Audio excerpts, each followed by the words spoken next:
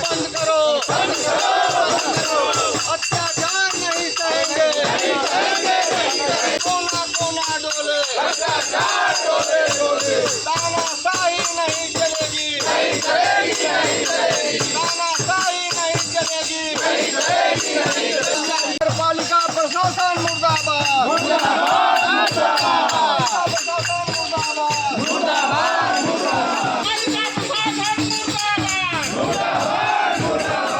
क्या मामला है? मामला यह है कि मऊ का नगर पालिका प्रशासन कमीशन खोरी भ्रष्टाचार का अड्डा बन गया है।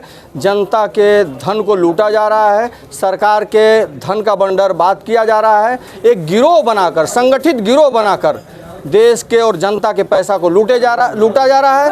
हिंदू जागरण समिति आज यह संकल्प लिया है कि किसी भी बेलगाम नौकरशाह को, किसी भी भ्रष्ट अधिकारी को जनता के साथ जुल्म और अत्याचार नहीं करने दिया जाएगा। उखाड़ के फेंक दिया जाएगा, ज़मीन से उखाड़ कर फेंक दिया जाएगा। ऐसे लोगों को किसी भी कीमत पर मऊ की धरती पर पनपने नहीं दिया जाएगा। क्या जुल्म अत्याचार हो रहा है? जुल्म अत्याचार ये है कि जनता की बातों को सुना नहीं जा रहा है। नगर पालिका में लाल बालू की जगह सफ़ेद बालू का प्रयोग किया जा रहा है, भस्सी की जगह सफ़ेद बालू का प्रयोग किया जा रहा है। लाइट की खरीदारी में व्यापक पैमाने पर घपला किया जा रहा है। चूना, ब्लीचिंग, मिलिथियान, मच्छर जनित दवाओं की खरीद में व्यापक पैमाने पर घोटाला किया जा रहा है और कहीं भी जनता की सुविधाओं का कोई ध्यान नहीं दिया जा रहा है। प्रत्येक वार्ड में 15 सफाई कर्मचारी हैं, लेकिन बाहरी हिस्सों में, जो शहर के बाहरी हिस्से हैं, कभी महीने, 2 महीने, 5 महीने पे भी झाड़ू और सफाई नहीं होती है। इसके लिए हम लोग आज हिंदू जागरण समिति के कार्यकर्ता, आज हम सब लोग जिलाधिकारी महोदय के माध्यम से माननीय मुख्यमंत्री जी को ज्ञापन सौंपने आए हैं और कार्रवाई की मांग करते हैं। अगर कार्रवाई नहीं होगी तो धरना, प्रदर्शन, आंदोलन और यहीं कलेक्ट्रेट परिसर में हिंदू जागरण समिति के कार्यकर्ता आमरण अनशन करके सरकार को और भ्रष्ट व्यवस्था के खिलाफ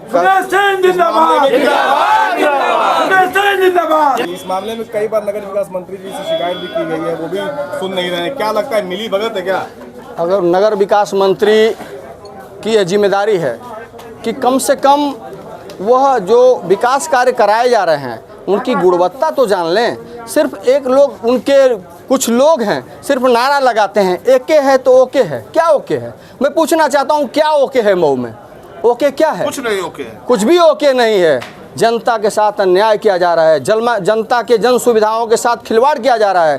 कोई भी हो, मंत्री हो चाहे मुख्यमंत्री हो, अगर मेरी बात नहीं सुनेंगे तो हम लड़ेंगे और और कई बार मुझे फर्जी मुकदमे बनाकर कुछ लोग षड्यंत्र रचकर जेल भेजने की साजिश कर रहे हैं, लेकिन मैं उनको आज स्पष्ट कर देना चाहता हूं, मैं किसी की भभकी और किसी के बनर घुड़की से डरने वाला नहीं।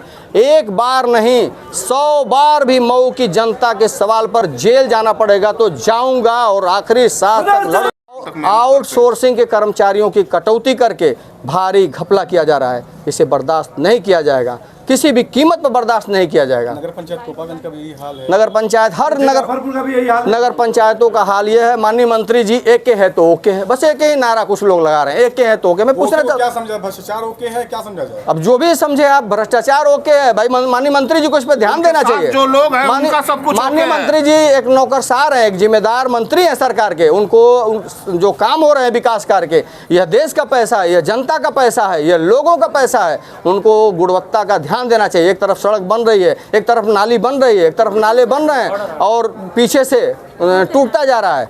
ये सब ठीक नहीं है कि जो अभी नगर पालिका परिषद में सभासदों ने भ्रष्टाचार के खिलाफ जो आवाज़ उठाई थी, उनकी आवाज़ को दबाने के लिए नगर पालिका प्रशासन द्वारा सत्ता पार्टी के सभासदों को 30,000 रुपया महीना दिया जा रहा है और अन्य पार्टियों के सभासदों को 20,000 रुपया दिया जा रहा है। मैं ये पूछना चाहता हूं नगर पालिका प्रशासन से कि सभासदों को देने के लिए कहां से ये बजट आ रहा है, ये पैसा कहां से आ रहा है?